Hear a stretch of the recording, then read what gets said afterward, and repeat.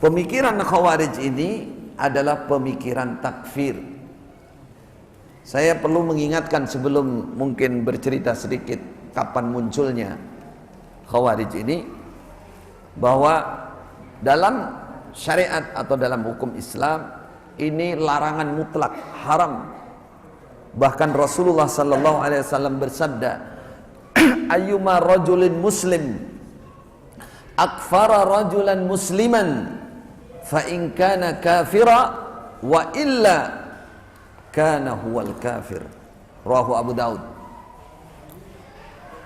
Tidak ada dari seorang muslim mengkafirkan muslim yang lain, saudaranya. Kalau yang dikafirkan itu memang kafir, selamat.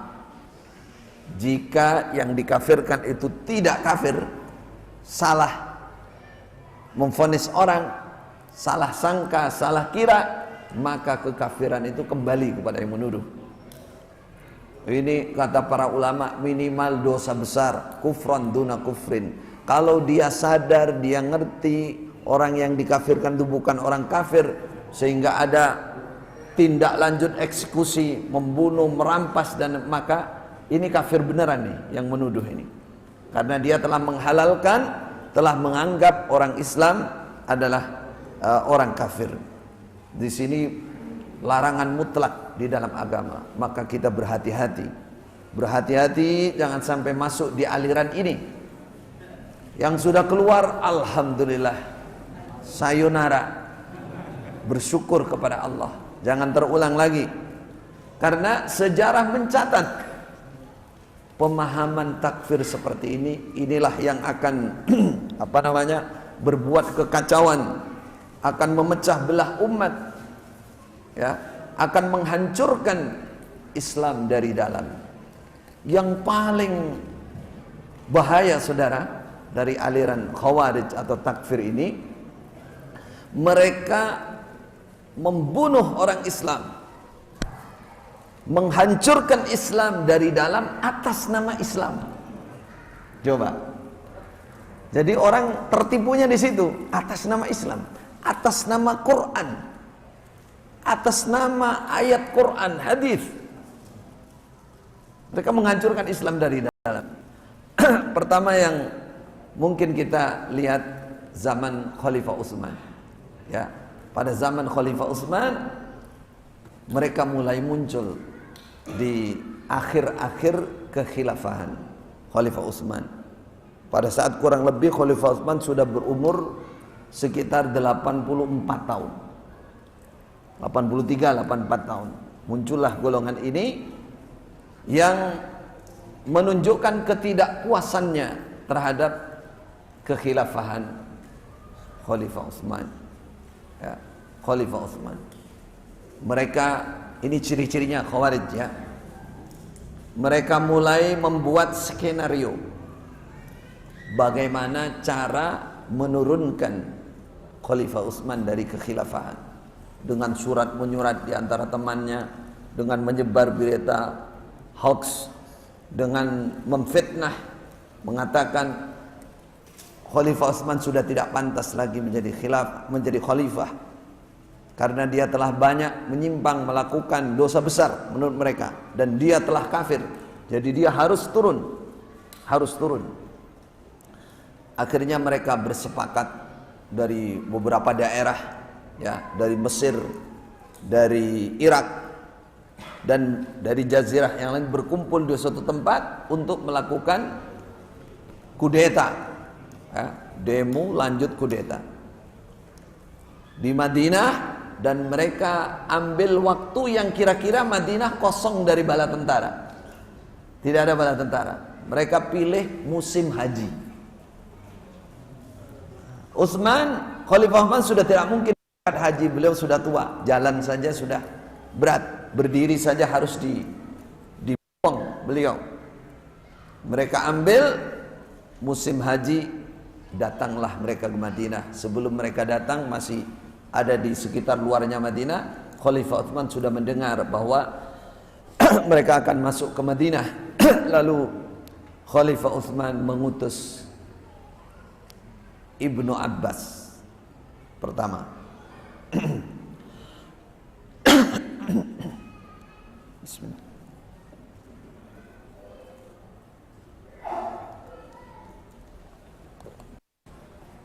Kata Ibnu Abbas setelah menjumpai mereka, Ibnu Abbas mengatakan, saya tidak pernah melihat kaum sehebat mereka. Toto lahire, ya, kelihatannya mereka itu di mana-mana baca Quran. Allahu Akbar. Banyak yang hafal Quran. Mulutnya ini pecah-pecah, bibir ini karena banyak berpuasa. Badu'e, dahinya ini seperti digambarkan seperti lututnya kambing. Artinya kasar, saking banyaknya apa? Sujud. Di matanya, di wajah ini kelihatan banyak menangis karena khusyuk. Kata Ibnu Abbas, hebat orang-orang ini. Kenapa sampai Rasulullah menyatakan mereka harus dihabiskan? Ternyata apa? Rasulullah sudah memberikan jawaban, yaqra'unal Qur'an wa la yujawizu hanajirahum. Walaupun mereka ahli baca Quran, tapi Quran tidak melewati tenggorokan mereka. Artinya apa? Mereka tidak memahami isi Al-Quran atau memahami Al-Quran dengan pemahaman yang salah. Ini dia yang menjangkit sampai sekarang. Jadi ngajinya Quran hadis, tapi karena pemahamannya salah, maka muncullah apa? Keyakinan-keyakinan Khawarij, sama dengan pemulanya dulu. Kata Ibnu Abbas, mereka disebutkan kondisi yang demikian itu, Rasulullah sudah memberikan jawaban. Jadi kalau sekarang kita tidak boleh. Kadang-kadang kan orang hanya membaca hadis itu ciri-cirinya, wah ahli Quran. Akhirnya apa? Mereka benci sama ahli Quran. Wah ini ciri-cirinya orang Khawarij. Keliru ini. Ada orang ahli ibadah, wah Khawarij nih. Ini salah, ini salah memahami. Ini bukan ini. Kalau itu ciri-cirinya orang bagus, orang baik. Yang membuat mereka menjadi Khawarij apa? Yaqra'unal Qur'an la yujawizu hanajirahum. Nanti coba dilihat bagaimana hujah-hujah mereka untuk membunuh Khalifah Utsman. Sungguh sangat menakjubkan. Kesalahannya mereka itu sangat menakjubkan. Sangat menakjubkan. Ada anunya.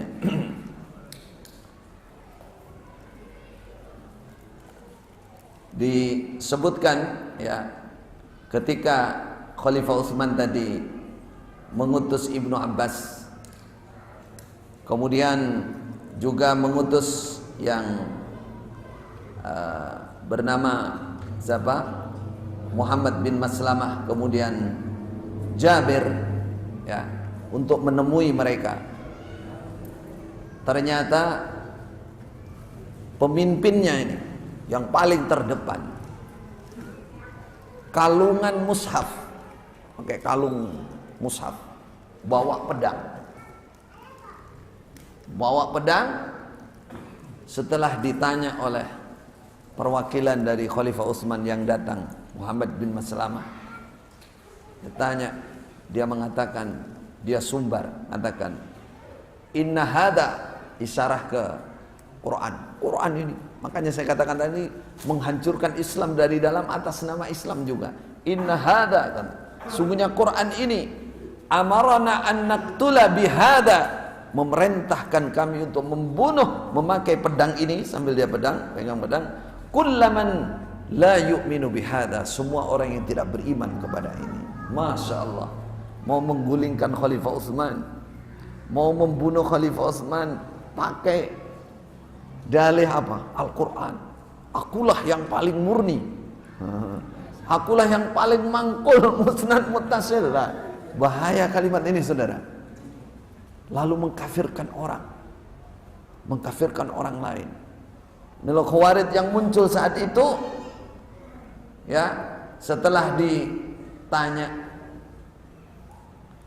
kenapa Anda mau membunuh Khalifah Utsman? Ya, apa jawabannya? Dia mengatakan, Satu, ini coba, Utsman tidak menyempurnakan sholat, dia menyempurnakan sholat ketika dia haji di Mekah. Satu, seharusnya apa? Sunnah Nabi adalah qashar di Arafah, di Musdalifah. Coba kesalahan sekecil ini. Yang kedua, Utsman membuat daerah larangan, tidak boleh orang mengembala unta di suatu tempat, ada daerah larangan. Yang ketiga, Utsman membakar Al-Quran, mushaf. Yang keempat, dia mengangkat pejabat dari keluarganya. Yang kelima, dia menjadikan pengatur anak-anak muda dan meninggalkan sahabat-sahabat yang mulia. Ini kira-kira yang dianggap kesalahan yang mereka mengatakan kafir karena ini, karena perbuatan ini. Ini terakhir yang disuruh menjumpai mereka adalah Khalifah Ali sendiri, karena mereka di samping ingin menurunkan, pada saat mereka ingin menurunkan Khalifah Utsman dari kekhilafahan, mereka menyebar berita bohong juga bahwa yang akan mereka angkat sebagai khilafah itu adalah Ali.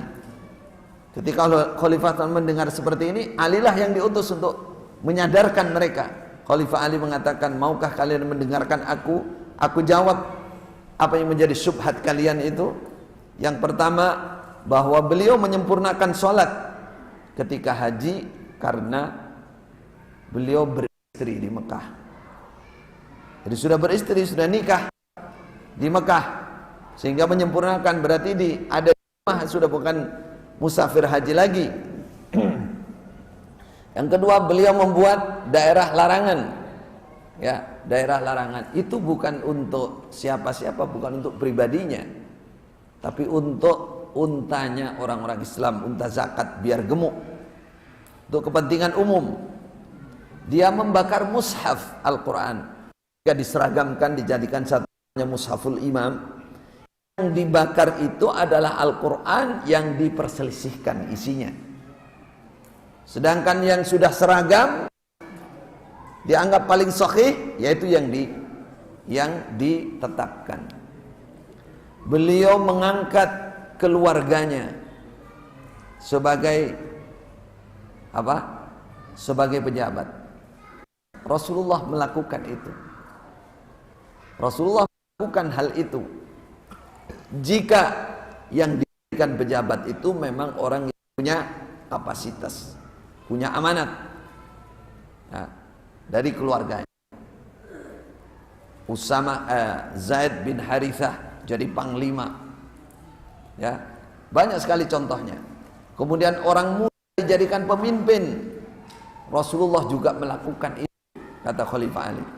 Attab bin Usaid, ya, ketika dijadikan bin Mekah masih umurnya sekitar 20 tahun. Kemudian Usamah bin Zaid tadi yang disebutkan 18 tahun menjadi panglima di belakangnya Abu Bakar, Umar. Apa salah hal yang demikian itu? Disitulah mereka mulai sadar. Tapi namanya api penyakit takfir ini nggak mudah dihilangkan. Walaupun sepintas sadar, tapi dengan cepat penyakit itu akan kambuh lagi, akan tumbuh lagi, sehingga mereka tetap pada akhirnya mengepung rumah atau rumah kekhilafahan. Nanti kalau ingin yang panjang lebar sudah ada tulisannya. Pada saat Khalifah Utsman sudah dikepung, beliau punya kesempatan sekali keluar ke ke Masjid Nabawi dan menyampaikan khutbah, minta persaksian kepada kibar as-sahabah tentang posisi atau derajat Khalifah Utsman di mata Rasulullah sallallahu alaihi wasallam. Beliau sebutkan jasa-jasanya, artinya untuk menyadarkan mereka supaya bahasa sekarang, hilang emosinya, calling doan, ya, supaya betul mereka hilang penyakit itu. Tapi ternyata tidak, ya, ketika mereka sudah kehilangan hujah untuk membunuh Khalifah Utsman, kebetulan di akhir khutbahnya Khalifah Utsman mengatakan, saya persaksikan kepadamu ya Allah, saya memaafkan orang-orang yang telah memprovokasi, ingin melanggar kehormatan saya, bahkan darah saya. Mereka mendengar itu. Dari situ muncul akal bulus, akal buruknya. Mereka pura-pura sadar dan mereka menulis surat atas nama Khalifah Utsman kepada wakil Khalifah Utsman, gubernur Mesir. Mereka yang bikin. Lalu serahkan kepada seorang budak, disuruh membawa dan disuruh mengaku sebagai budaknya Khalifah Utsman. Lalu mereka pura-pura keluar dari Madinah, pulang. Di tengah perjalanan mereka tangkap itu budak, yang berbuat 1-2 orang lainnya terprovokasi. Nah itu, dibuka suratnya, ternyata Khalifah Utsman telah berkhianat, Utsman telah dusta, dia bersumpah memaafkan kita. Ternyata setelah dibuka isi suratnya itu dari Khalifah Utsman, ada lengkap dengan stempelnya, ya, tazwir dari mereka, pemalsuan stempel, ternyata ada sejak zaman dulu. Nah, itu. Setelah dibuka surat itu, setibanya pasukan Mesir ketika pulang, maka bunuhlah, habisilah ini itu kepala pembesarnya orang-orang Khawarij. Nah, disitulah mereka terbakar emosi lagi, akhirnya kembali ke Madinah lagi.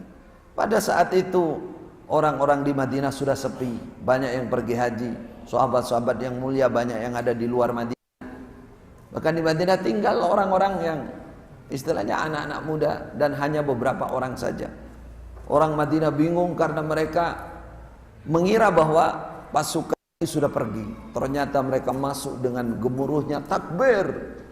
Nah, perhatikan bahaya ini. Atas nama Allahu Akbar, Allah mau membunuh, Allahu Akbar. Pakai Allahu Akbar. Itulah Khawarij. Itulah Khawarij. Jadi ketika Khalifah Utsman dikepung lagi pada malam hari, beliau waktunya sahur karena besoknya berpuasa, ada makanan. Namun beliau tertidur dan bermimpi didatangi oleh Rasulullah sallallahu alaihi wasallam, "Ya Utsman, apakah mereka telah membuat kamu haus?" Karena mereka mengepung Khalifah, enggak boleh keluar, enggak boleh ke masjid, boleh ngambil air di sumurnya Khalifah Utsman sendiri yang disedekahkan untuk orang di Madinah, ya. Dalam keadaan beliau bermimpi itu, kata Rasulullah, "Utsman, kamu haus?" "Iya wahai Rasulullah." "Minumlah ini." Minum sama. "Sabarlah Utsman, hari ini kamu berbuka bersama aku dan Abu Bakar." Nah, disitulah Khalifah Utsman mendatangi beberapa orang yang ada di rumahnya yang siap membela beliau. Hasan, Husain bin Ali, Abu Hurairah, Abdullah bin Zubair, orang-orang pemuda-pemuda dan jumlahnya nggak banyak, dan dua budak beliau, karena semuanya pergi haji. Ada yang di luar kota, luar Madinah, ya. Saat beliau sudah bermimpi dan sudah tahu bahwa akan pasti mati ini, pasti mati, dibunuh oleh orang Khawarij. Kata Khalifah, "Wallahi, demi Allah, aghmidu suyufakum, masukkan pedang kalian, pergilah semuanya. Demi Allah dan demi hak saya sebagai khalifah untuk kalian taati." Mereka, "Bagaimana? Mereka akan membunuh engkau, kami siap." "Tidak ada, kalian harus pergi." Nah, di Khalifah Utsman menyuruh Abu Hurairah lempar pedangnya sambil menangis, dia pergi. Budaknya 2 dikatakan, "Dua budakku, kamu berdua merdeka, pergi." Tinggal Khalifah Utsman sama istri. Disitulah orang-orang Khawarij ini sadar bahwa Khalifah Utsman tinggal sendirian bersama istri. Mereka bakar pintu Khalifah Utsman. Ketika mereka masuk, mendapati Khalifah Utsman sedang membuka mushaf dan membaca Al-Quran. Allahu Akbar. Masuklah, ini contoh ya bagaimana penyebab kesalahan mereka itu di mana. Karena salah di dalam memahami Al-Quran dan Sunnah, ayat-ayat Quran dan Sunnah. Bagaimana dia, salah satu pembesarnya tega, ya, dengan posisi beliau yang sudah tua, sulit berdiri, dia ambil jenggotnya, dia mengatakan, saya berlindung kepada Allah, tidak ingin menjadi orang yang besok di hari kiamat melaporkanmu kepada Allah, Rabbana inna ata'na sadatana wa kubara'ana fa'adalluna sabila. Allahu Akbar. Pakai ayat, mau bunuh orang pakai ayat. Dia katakan, ya Allah, saya lakukan ini karenamu ya Allah. Saya tidak ingin besok ketemu dengan engkau melaporkan, inilah pemimpin-pemimpin kami yang telah menyesatkan kami. Semua pakai ayat, langkah demi langkah pakai ayat. Tapi ayat yang disalahpahami. Ayat yang disalahpahami. Kenapa bisa salah? Kalau bahasa kita sekarang, dia tidak mengikuti para ulama. Dia punya mangkul sendiri, punya jalur sendiri, memisahkan diri dari para ulama, tidak mengambil ilmu dari para ulama. Ini bahayanya, ya. Sehingga kesalahan-kesalahan yang kecil itu bisa menjadi besar. Kata Khalifah Utsman ketika beliau sudah dipegang jenggotnya, atas dasar apa kalian mau membunuh aku? Pakai dasar apa kalian membunuh aku? Kata Khalifah Utsman, Rasulullah bersabda, orang yang sudah menyatakan la ilaha illallah Muhammadur Rasulullah hanya boleh dibunuh jika melakukan satu di antara tiga, yaitu melakukan pembunuhan sehingga dia harus dikisos, melakukan perzinaan, dan murtad dari agama. Demi Allah, mulai zaman jahiliyah sampai sekarang saya tidak pernah membunuh orang dengan cara yang salah. Saya tidak pernah melakukan perzinaan. Dan saya setelah masuk Islam tidak pernah sedikit pun keluar dari Islam. Atas dasar apa kalian ingin membunuh saya? Mereka berhujjah dengan ayat yang dipahami dengan pemahaman yang salah, sehingga menghalalkan darah Khalifah Utsman. Dianggap Khalifah Utsman telah berdusta, ya. Dia mengatakan, Anda telah bikin surat akan menghabisi kami. Orang yang membunuh dan ingin membunuh orang iman yang lain hukumnya kafir, berarti Anda kafir. Kafir. Jadi pakai ayat, pakai hadis, tapi ya pengertiannya ya sak maunya dia, semau dia. Kata Khalifah, demi Allah saya tidak pernah membuat surat itu. Itu bikinan mereka sendiri. Jadi bagaimana Khawarij atas dasar para ulama mencatat semua istilahnya, intinya, rujuknya itu kepada masalah takfir. Masalah mengkafirkan karena melakukan dosa besar. Akhirnya terbunuhlah Khalifah Utsman, ya. Salah satu di antara mereka sudah dipukul kepala dengan besi yang tumpul. Lalu datang salah satu menusukkan pedangnya. Dia mengatakan, aku telah menusuknya 9 kali. Yang 3 aku persembahkan untuk Allah, karena Allah. Yang 6 adalah kepuasan batin saya, dendam saya. Jadi sangat mereka, saudara. Apa penyebabnya? Takfir. Intinya ada pada takfir. Akhirnya apa? Setelah Khalifah Utsman terbunuh, maka salah satu sahabat yang doanya mustajab, yang doanya sangat mustajab, berdoa kepada Allah, ya Allah, hancurkan mereka, jangan tinggalkan di antara mereka satu orang pun, dan bunuhlah mereka dengan pedang pula. Maka sejarah mencatat tidak ada dari mereka yang selamat. Mereka masuk menjadi pemberontak atau hal-hal pengkhianatan yang lain, sehingga mereka pasti mati di tangan pedang semua. Sampai 40 tahun kemudian masih ada sisa 1 orang yang hidup di zaman Hajjaj bin Yusuf. Kebetulan ketangkep juga oleh Hajjaj bin Yusuf pada saat dia sudah tua seperti umurnya Khalifah Utsman. Dia mengatakan, ana syekh ya Amirul Mukminin. Saya adalah orang yang sudah tua, maafkan saya. Hajjaj heran, ini siapa nih orang tua? Mereka bilang, ini fulan. Wah, ini dia.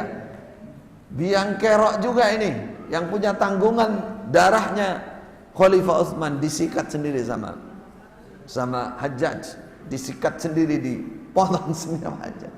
Itu hukum Allah berlaku untuk mereka. Tidak hanya ini, kisah singkatnya yang namanya Khawarij ini, walaupun sudah ditumpas, pada masa berikutnya muncul lagi. Begitulah setiap zaman. Pada zaman Khalifah Ali, ketika terjadi fitnah, zaman fitnah antara Khalifah Ali dan Muawiyah, terjadi peperangan namanya perang Siffin, ribuan orang Islam mati, meninggal. Lalu Khalifah Ali menyetujui proses tahkim. Proses tahkim. Tahkim itu mengutus perwakilan untuk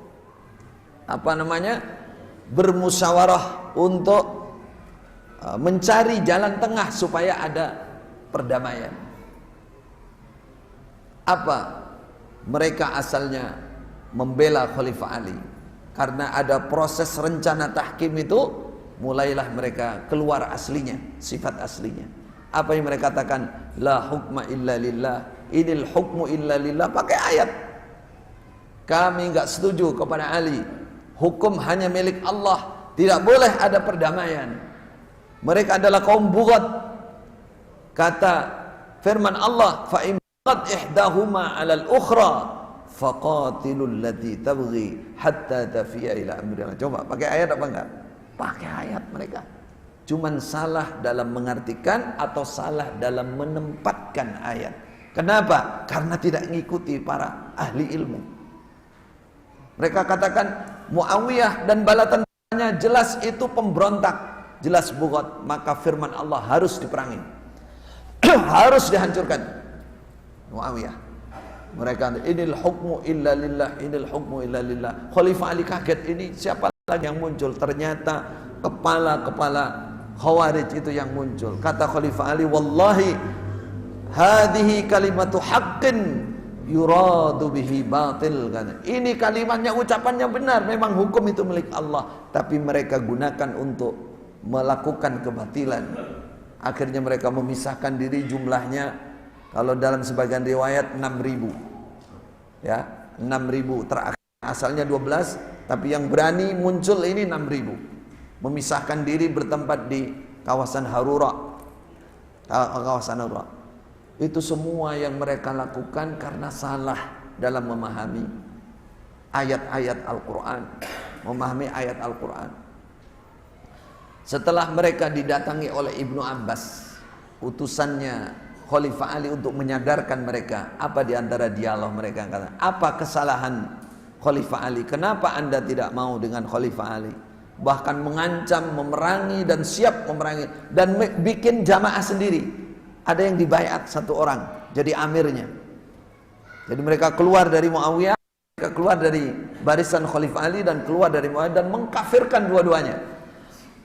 Muawiyah dikafirkan, Ali dikafirkan, yang menjadi utusan Abu Musa al-Asy'ari dikafirkan, Amr bin As dikafirkan, semua dikafirkan karena dianggap melakukan dosa besar.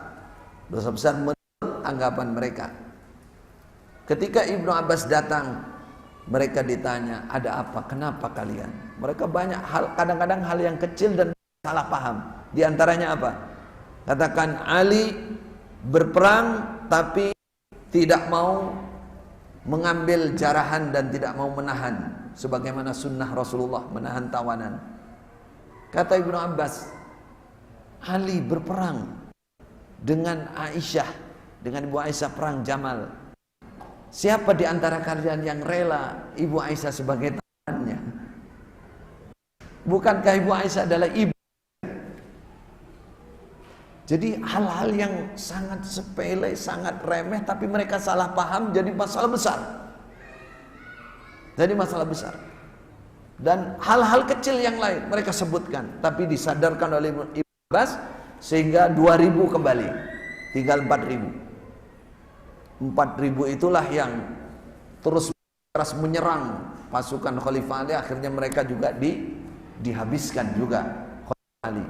Padahal dalam peperangan itu Khalifah Ali terus membendung dan ingin menyadarkan mereka, apa kalau mereka sudah mendekati kematian? Kalau sudah terkepung, sudah dekat dengan mati, dekat dibunuh, apa katakan? Ar-rawah ilal jannah, ar-rawah ilal jannah. Masya Allah. Roh ilal jannah, roh ilal jannah. Mereka berani mati. Mereka katakan doktrinnya itu ya, doktrin kalau bahasa kita sekarang. Surga, surga, surga, surga. Ayo pergi surga, surga pasti, surga pasti. Padahal mau membunuh Khalifah Ali lah, coba. Surga pasti. Gara-gara mengkafirkan itu tadi. Takfir. Jadi kalau Anda coba nanti baca ya, yang sekecil-kecilnya cerita itu mirip dengan penyebab-penyebab yang menjadi golongan kita dulu menjadi takfir. Ya, pemahaman yang tidak benar dari Al-Quran dan Sunnah. Sampai pada akhirnya Khawarij ini setelah 4.000 ini habis masih muncul, masih ada 1-2 seperti Abdurrahman bin Muljim yang akhirnya bersepakat dengan 2 temannya untuk membunuh Khalifah Ali, Amr bin As dan Muawiyah. Membunuh di bulan Ramadan malam yang sama. Mereka berhasil membunuh Khalifah Ali, Abdurrahman bin Muljim, kemudian yang menusuk Muawiyah dengan pisau yang beracun, tapi akhirnya tabib bisa menyelamatkan Muawiyah walaupun harus mengorbankan dia tidak, setelah minum obatnya itu tidak punya keturunan lagi. Kemudian untuk Amr bin As salah orang. Jadi kebetulan Amr bin As subuh waktu itu dia sakit, digantikan oleh Kharijah ya, Amr bin Kharijah, panglimanya. Akhirnya itulah yang mati, yang ditusuk. Jadi Khawarij itu sejak zaman dulu, sejak singkat, mereka melakukan kerusakan, keonaran gara-gara mereka mengkafirkan umat Islam, menggerakkan golongan ini. Sungguh mengerikan saudara kalau diceritakan secara rinci ya, sehingga para ulama kalau membahas Khawarij itu pasti kalau kitab, susunan kitabnya ratusan lembar. Kalau majelis seperti ini bisa berhari-hari bahas Khawarij. Kalau bahasan bab akidah tidak lepas dari bahasan Khawarij. Kenapa? Karena inilah yang disabdakan oleh Rasulullah yang akan berbahaya bagi umat ini, bagi umat ini. Nah, maka kita tidak mengatakan bahwa aliran yang istilahnya mutlak Khawarij jarang ditemui kalau untuk di negara selain Arab ya, selain Arab. Tapi yang mirip banyak. Termasuk kita dulu. Masya Allah, betapa miripnya. Itu tadi yang disebutkan, pakai ayat Quran, pakai hadis juga untuk mengkafirkan orang. Coba di sini salah satu turunannya, ada waktu beberapa turunan takfir ini. Ya, ini yang kita alami ya. Terus jangan dengarkan di mana letak kesalahannya, padahal memakai dalil Al-Quran dan hadis juga. Ya. Turunan takfir, mana turunan ini? Halaman 13.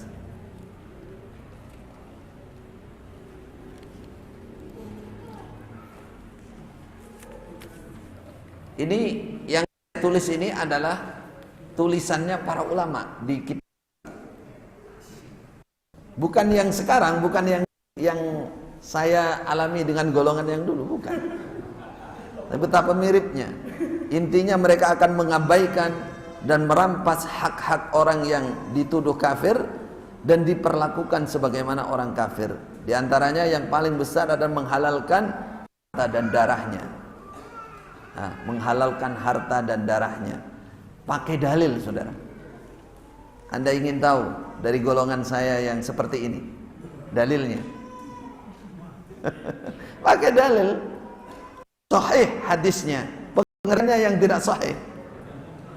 La yahillu damu mri'in muslim. Tidak halal darah seorang muslim yashhadu an la ilaha illallah illa bi ihda thalath. Yang sudah syahadat kecuali 3 hal katanya. 1, apa? As-sayyibuz zani. seorang yang berzina muhsan. Kedua, an-nafsu bin nafsi, seorang yang telah membunuh orang lain. Ketiga, ini yang mereka ambil, tapi diambil kalimat paling terakhir, at-tariku lidini al-mufariqu lil jamaah, orang yang meninggalkan agamanya, kata Rasulullah. Berarti agama apa? Islam. Masya Allah. Ini dua kata taukid, namanya taukid lafzi, ya. Meninggalkan agama Islam, yartadda an dinih, murtad namanya. Tapi yang mereka ambil apa? Al-mufariqu lil jamaah. Jadi prakteknya saudara, prakteknya katanya, prakteknya yang jelas yang belakang ini. Karena meninggalkan jamaah, keluar dari jamaah, maka hukumnya murtad, halal darahnya. Ini hadis sahih berdasarkan mangkul. Asli, masya Allah. Ini khawarij tenan, kayak khawarij zaman biyen itu ngono kuwi. Jadi pakai hadis sahih lagi. Padahal di situ para ulama sangat jelas memaknai, ya, secara bahasa tadi, yang inti itu yang depan, yang belakang, kalimat belakang ini adalah taukidnya, penguatnya. Maksudnya apa? Meninggalkan jamaah, jamaatul muslimin. Maknanya meninggalkan agama Islam, keluar dari agama Islam, lalu meninggalkan umat Islam, dia bergabung kepada non muslim. Itu pengertian yang benar. Mereka enggak meninggalkan kami yang sudah berjamaah, berimam, berbaiat, bertaat, maka halal darahnya. Coba itu rekaman-rekaman kan, si Khalil. Untungnya ngomongnya Khalil. Kalau Khalil mungkin saya agak tersinggung, kalau Khalil saya enggak. Biarin aja, bukan saya. Siapa takut. Tapi itu memang seperti itu ada, saudara. Seperti itu ada. Jangankan orang yang sudah tua, ya, cabai rawit pun pendidikannya seperti itu. Nah, merampas hak waris. Ini catatan para ulama dari zaman dulu. Jadi kalau sudah warid takfir muncul, ya ini yang muncul. Kalau ada saudara muslim, saudaranya dikafirkan, diambil hak warisnya, nggak boleh dapatkan waris. Ini terjadi, kita alami, saudara. Ya, ya. Bertobatlah kepada Allah. Pakai dalil, pakai. La yarisul muslim al kafir, wala yarisul kafirul muslim. Rahul Bukhari wa Muslim. Tidak boleh orang Islam mewaris kafir, kafir mewaris Islam. Masya Allah, pakai dalil. Apalagi dilarang bergaul dan menikah dengannya. Dalilnya kalau membaca mantap, saudara. Wala tankihul musyrikati hatta yu'min. Wah, itu.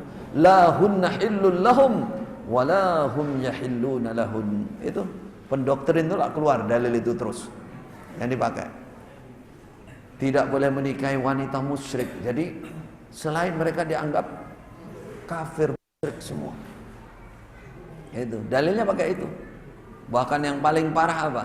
Kalau sampai menikah dengan selain golongannya, sama dengan ngumpuli. Pakai dalil mereka kalau sampai ingin tahu dalilnya. Ulaika kal an'am bal hum adall. Nah, itu.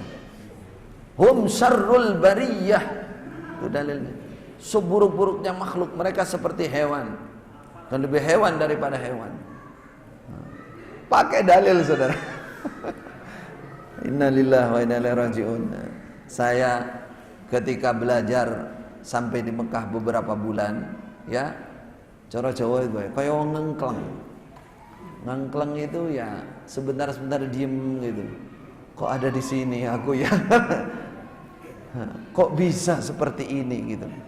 Kok bisa apa seperti ini? Awalnya begitu, lama-lama ya kita sadar ini semua perjalanan hidup, ya, takdir dari Allah Subhanahu wa taala. Apapun yang terjadi kita bersyukur kepada Allah. Memutus kewalian nikah, dilarang belajar dan mengajarkan ilmu kepada yang keluar dari golongannya. Masya Allah. Khawarij di zaman Khalifah Ali, zaman Khalifah tidak belajar kepada yang lain, nggak mau kepada ulama, nggak mau. Mereka punya jalur sendiri, golongannya sendiri. Ya. Ini persis saudara, nggak boleh mendengarkan YouTube, rekaman, sampai Mekah pun, sampai Imam 4 pun jahiliyah semua. Betapa miripnya. Ini kalau orang sudah takfir pasti penyakitnya sama, bahayanya sama, memutus kewalian nikah. Makanya pernikahan wapun itu dianggap tidak sah. Ada semua walinya yang kafir nggak sah, harus nikah, namanya nikah dalam, ND, nikah rahasia, tidak sah. Walinya sendiri nggak sah kalau nggak masuk ke dalam golongannya. Wanita menceraikan, memisahkan antara suami istri, orang tua dan anak, ini terjadi sejak zaman dulu. Berarti mangkulnya betul-betul murni itu dari jalur khawarij zaman dulu. Innalillahi wa inna ilaihi raji'un. Dilarang sholat di belakangnya, masya Allah. Makanya para ulama banyak menulis tentang hukum-hukum sholat di belakang ahli bid'ah.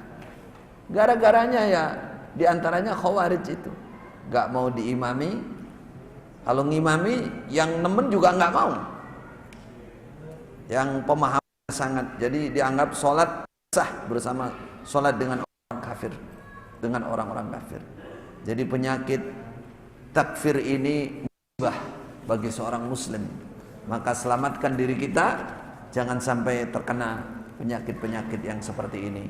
Saudaraku yang ada di sini, alhamdulillah ya, secara lahir kita saling menguatkan, saling menyaksikan. Mari kita buka hati, kita buka akal pikiran sehat ya. Kalau orang kembali ke akal sehat, sebenarnya tidak perlu ilmu banyak juga untuk menilai ya. Akal sehat, akal selamat, akal normal, apalagi maksudnya tidak dalam kondisi cuci otak, terdoktrin. Banyak tokoh-tokoh di Jakarta, walaupun mereka orang-orang berpendidikan, tapi mereka bukan orang yang mengerti banyak agama. Setelah ke Mekah, mereka melihat orang di Mekah sekian banyaknya. Ada yang belakangan ini konglomerat orang kaya juga cerita, saya sadarnya ketika saya di Mekah, Ustaz. Gimana? Saya di atas hotel Hilton hotel yang mahal itu, di atas, di bawah orang, ribuan orang. Terus saya tersadarkan, saya ngomong dengan istri, coba dilihat itu, orang segitu banyaknya masa masuk neraka semua? Masa hanya kita, jamaah kita tok yang masuk surga? Ini nggak mungkin, nggak mungkin. Pulang nyari saya, nyari channel YouTube, nyari apa itu kan. Sadar dia, sadarkan oleh Allah. Ini contoh. Artinya kalau orang betul normal berpikir itu, ya, itu akan sadar. Dia akan sadar dengan sendirinya. Nggak mungkin ini omongan nggak jelas ini. Omongan nggak ada dasarnya. Ya, mengatasnamakan agama, mengatasnamakan agama. Yang paling lucu lagi, bahwa imam kami maksum, terjaga. Itu dari mana maksumnya? Mereka kadang-kadang nggak kenal bahasa maksum, tapi kalau dibilang imam kami mendapatkan ilham dari Allah, karena sudah diusap ubun-ubunnya. Itu dalilnya khilaf, tambahan dari mereka. Artinya orang menjadi khilafah, ada riwayat diusap ubun-ubunnya, bukan masalah dia menjadi orang yang terus nggak ada salahnya, bukan. Itu khalifah, penguasa, bukan imam sebuah golongan. Jadi pakai dalil semua satu persatunya. Cuman ya itu dalil yang dipahami dengan cara pemahaman yang salah. Jadi kalau kita meneliti penyebab utamanya takfir itu atau golongan khawarij muncul itu karena takfir, karena sembarangan mengkafirkan orang lain, muslim yang lain. Alhamdulillah Kita sekarang berada di negara yang mayoritas umat Islam, pemerintahnya juga Muslim, ya. Maka berhati-hati, berhati-hati. Tadi beberapa rujukan sudah kita baca, ya. Yang sekarang dihembuskan, saya mendapati beberapa anak muda selalu dan selalu dia menjadi orang yang akan merongrong ke di negara ini, akan bikin onar. Itu alasannya wa man lam yahkum bima anzalallah faulaika humul kafirun. Para ulama sudah menjelaskan ilat-ilatnya tadi sudah kita bacakan. Tidak boleh seorang muslim langsung dihukumi kafir atas dasar karena tidak berhukum kepada hukum Allah, tidak boleh. Mungkin dia belum ngerti, mungkin dia dalam kondisi terpaksa, mungkin dia berada di suatu negara kekuasaan yang tidak mungkin mempraktekkan itu.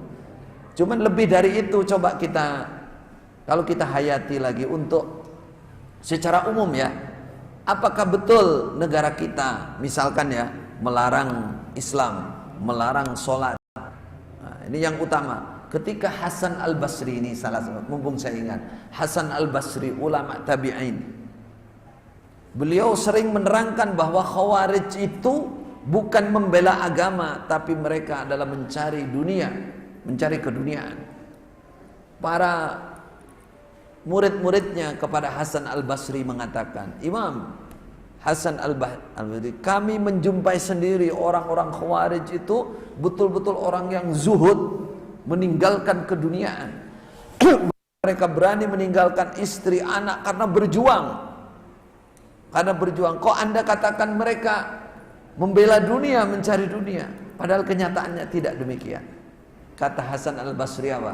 Dia mengatakan, saya tanya kalian semua, apakah khalifah yang ada sekarang yang akan mereka turunkan itu dia melarang kalian sholat? Tidak. Dia melarang kalian puasa? Dia mengganggu kalian haji? Suruh sebutkan di dalam agama yang penting untuk disebutkan. Tidak. Berarti apa yang mereka cari?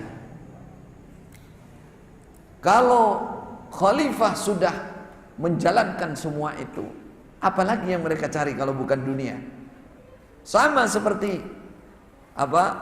zaman-zaman pada zaman Khalifah Utsman, zaman Khalifah Ali, pasti ujung-ujungnya mereka adalah menuntut, sebagaimana Dzul Khuwaisirah yang datang kepada Rasulullah yang mengatakan i'dil ya Muhammad.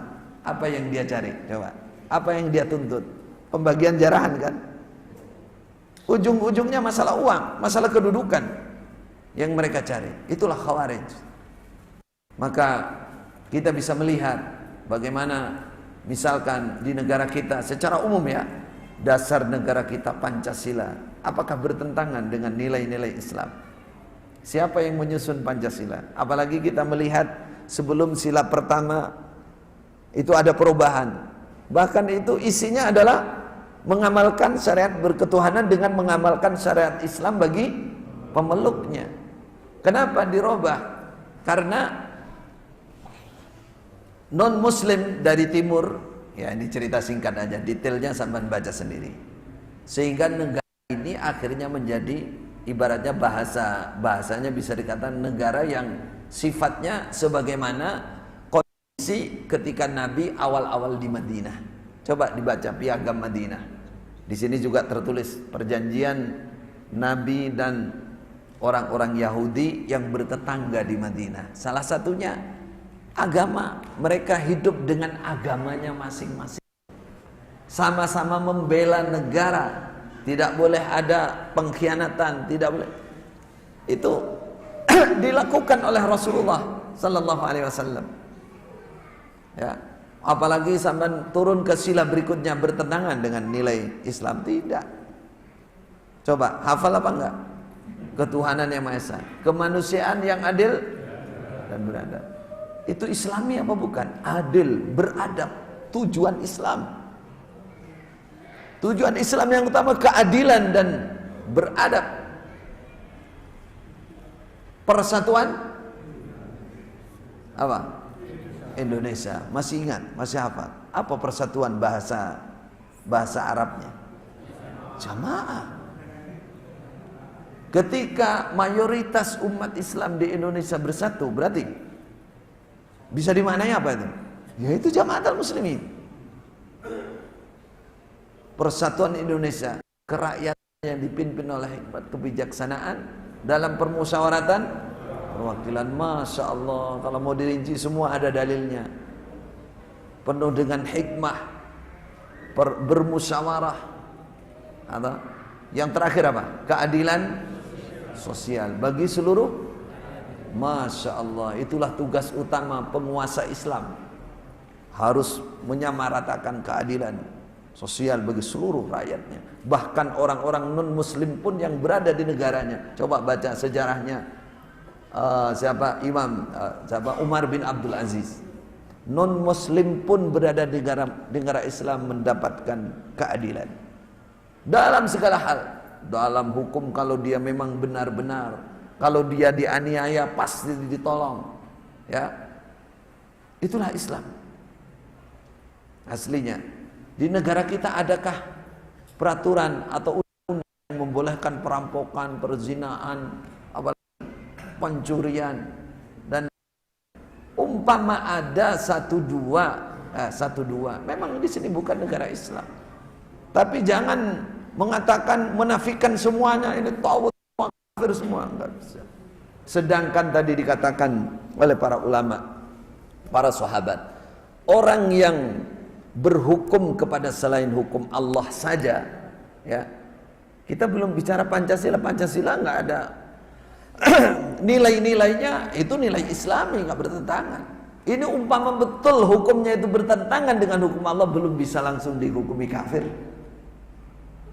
Bagaimana kalau hukumnya hanya tidak baca ayat Quran, tidak baca naskah hadis, tapi isinya kalau sama, apakah bukan? Sama.